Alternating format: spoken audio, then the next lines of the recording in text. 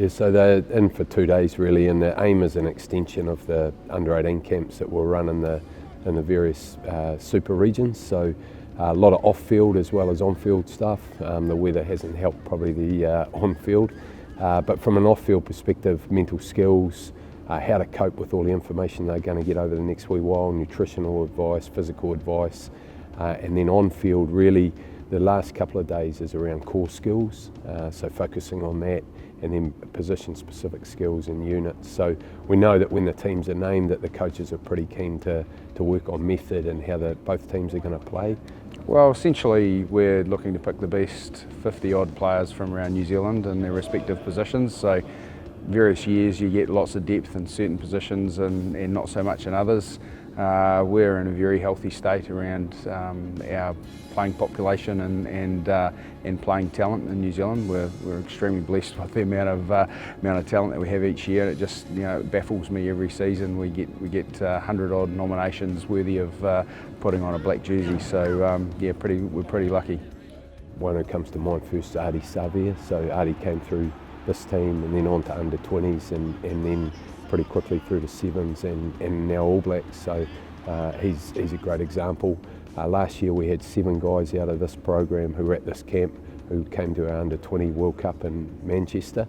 So if we get our ID right now and get the development into them and help accelerate that development, we hope they progress through to pro ranks. That's part of the goal of the program, as well as winning test matches obviously against Fiji and Australia.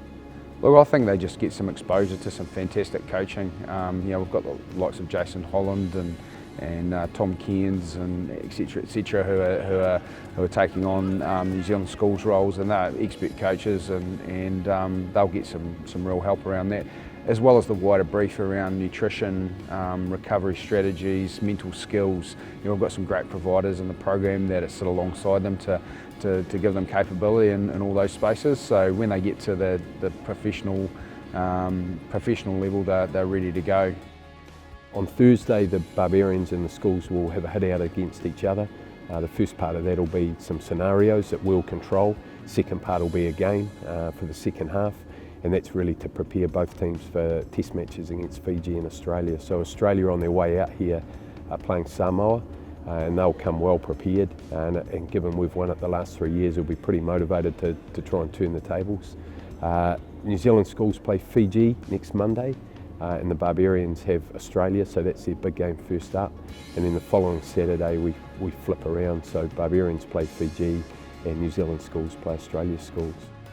There's plenty of options out there, and certainly we have our school system, our development system, and the rugby pathway caters for late developers and guys that don't get picked up at various times.